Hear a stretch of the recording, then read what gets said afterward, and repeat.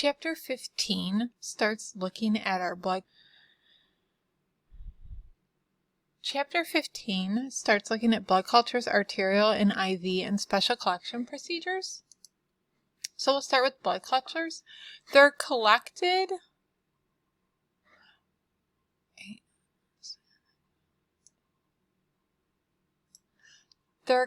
from patients who have fevers of unknown origin. So for example, if the patient were to spike a fever after surgery, they want to find out the bacteria that caused that spike in a fever. During the course of bacterial infection, bacteremia or septicemia may result. Blood cultures aid in identifying the specific bacterial microorganism causing the infection. So the difference is, the type of collection tubes used must contain culture media that enable bacteria to grow under laboratory conditions. The timing and number of blood cultures obtained must be clearly indicated. So what is the order of draw and how many sets? I apologize. The order of draw for blood cultures, these would come first. These would be our sterile. Generally, the doctor will order blood cultures times 2. So we would actually draw 2 sets of an aerobic and anaerobic blood culture bottle, unless the doctor indicates otherwise.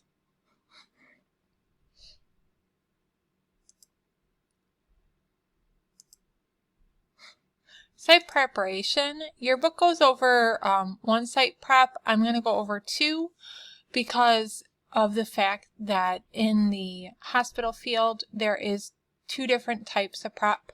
We could use chlorhexidine or iodine to clean the site. Site prep 1 is to scrub the site of the venipuncture with 70% alcohol for 60 seconds. Then we scrub with chlorhexidine gluconate swab for at least 30 seconds and initially place the cleaning swab at the site of the needle insertion and then move it outward in concentric circles in a diameter, so it would be like creating a circle going like this. Site prep 2 is to use the chlorhexidine swab stick, which has alcohol and chlorhexidine built into one swab, and a back and forth vigorous scrub for 2 minutes and then allow to dry for 90 seconds. So we would do 1 minute on one side of the swab, we'd flip the swab and do a minute on the other side and then let it dry for 90. Again, this is a combination of 70% alcohol and chlorhexidine in one swab, and this is primarily what's used. We also use iodine as well. This is the combo swab. The chlorhexidine and alcohol are built in to the same swab.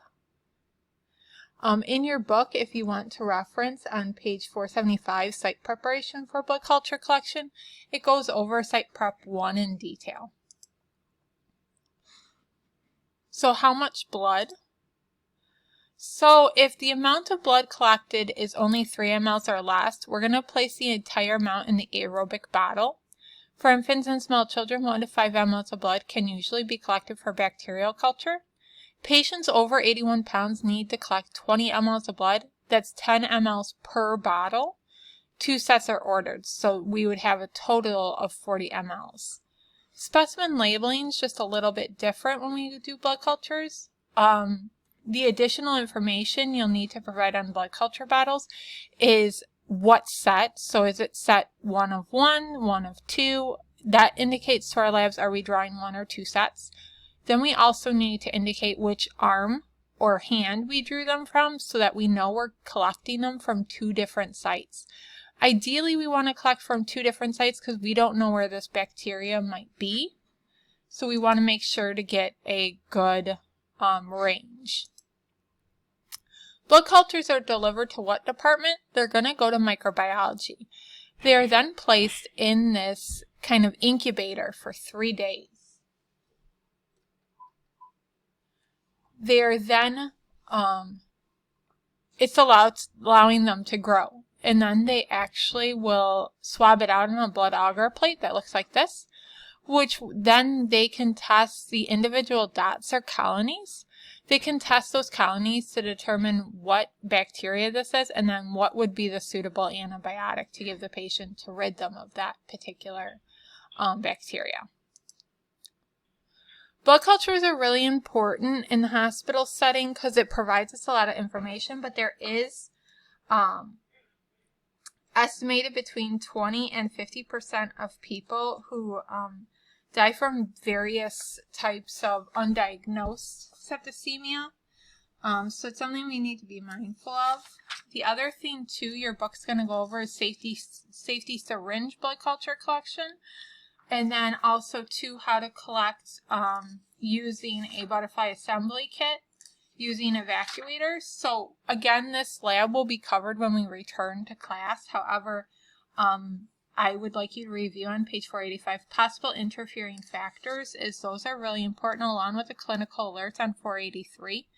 Because there's a lot of interfering factors that could prevent us from getting a quality sample.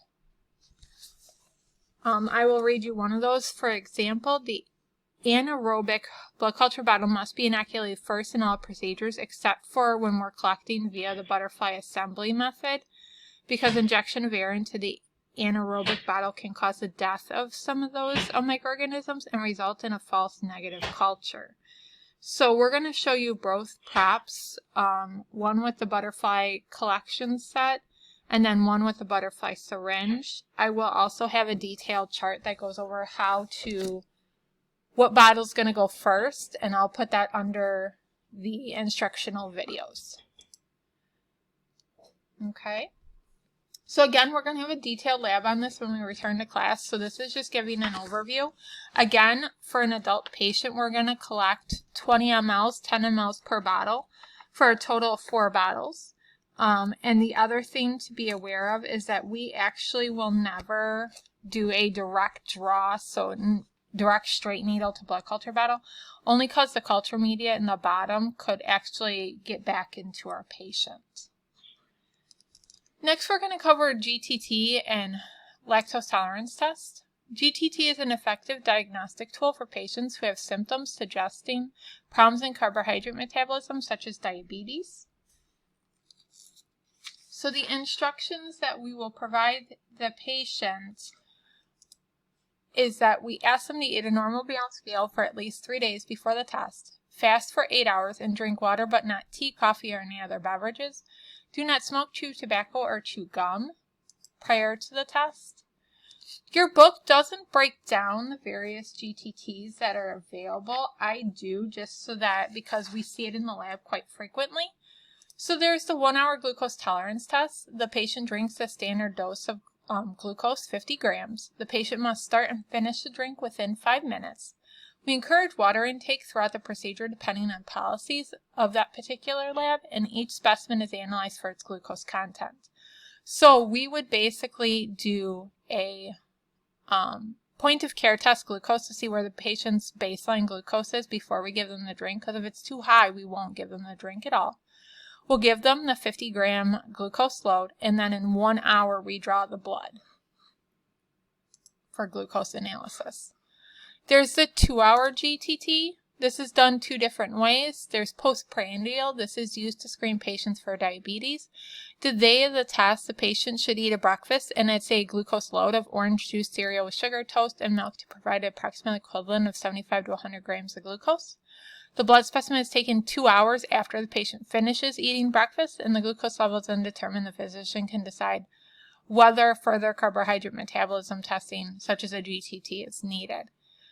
There's also the modified oral. So after fasting, glucose specimens collected from the patient. So again, doing that point of care glucose. The patient is then given a 75 gram of glucose, and another blood specimen is collected at 2 hours after the patient has taken the glucose drink. Encourage water intake during the procedure if it is allowed. So that would be this. So we have to be very careful about which load of glucose we give depending upon the test. Okay, so this just gives an idea of diabetes curve, severe, abnormal, mild. There's different reference ranges per test. We're going to go over hidden sugars and diet in just a minute. Then there's the 3 hours. So if the patient were to be pregnant and fails the 1 hour glucose test, they would do a 3 hour GTT.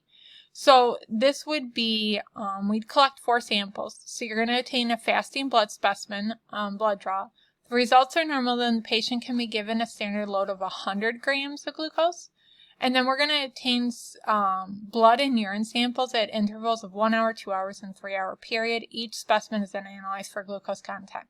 If the patient fails this glucose test, they will go on a diabetic diet for gestational diabetes. The 3 hour glucose tolerance test, the patient does need to stay at the facility to obtain all the samples. Okay, I'm going to go back to the 2 hour hidden sugars, just kind of more of a side note.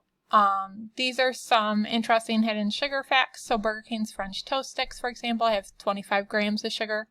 The oatmeal with brown sugar at McDonald's has 32 grams of sugar. Cranberry orange scone has 34 grams of sugar at Starbucks. A little individual pudding cup has 52 grams of sugar. And a single 16-ounce Dr. Pepper is more than twice the proposed recommended amount at 54 grams. And then a large Frappuccino from like Starbucks or McDonald's has 69 grams of sugar. So kind of hidden sugars we're unaware of that we might be drinking.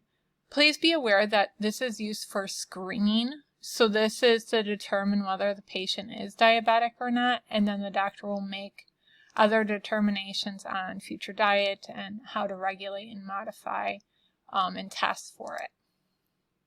Okay. The GTT is also a really great test because it gives an idea of what the patient's baseline might be too. Please be aware that we ask the patient that during the GTT test that they do not exercise, excessively run, because we want the glucose to naturally break down how it would normally break down over a course of a day or the course of time period that we're testing the patient for. The other test that they might use is what's called a hemoglobin A1C, which determines a 3-month average of what the glucose levels are at. Is just another test to test for diabetes to help monitor it. Blood test and non-invasive. So the lactose tolerance test, it's difficulty in digesting lactose. It's a milk sugar. So the normal lactose digestion is shown here. So lactose turns to lactase, which turns to glucose and galactose. In someone who's intolerant, that lactase is missing. So it causes a bacteria ferments in water and then causes irrational caused acids and gases, which cause a lot of abdominal discomfort. There is a blood test. Gives 50 grams of lactose to the patient, the venipuncture collection on baseline. So they're going to draw specimens at 5 minutes, 10, 30, 60, 90, and 120 for plasma glucose levels. If the patient is intolerant to lactose, his or her blood glucose level will increase by no more than 20 milligrams per deciliter from the fasting sample level. Then there's the non-invasive method. This is using the breath hydrogen test. It does not involve the collection of blood, and the breath samples are collected as the patient exhales. The exhaled gases are analyzed for hydrogen. The measures the ability of a person's intestines to digest lactose. So if there's an increased amount of hydrogen, that tells the doctor that the patient might have difficulty because of that extra gas that's produced. And it is used to diagnose a deficiency of intestinal lactase, which would be cause an issue with the patient being able to break down like milk sugars, ice cream, milk, some types of cheese. So it's really important that during this, especially if we're doing the blood test, since we're giving the patient lactose, that there's a bathroom nearby just in case the patient gets sick.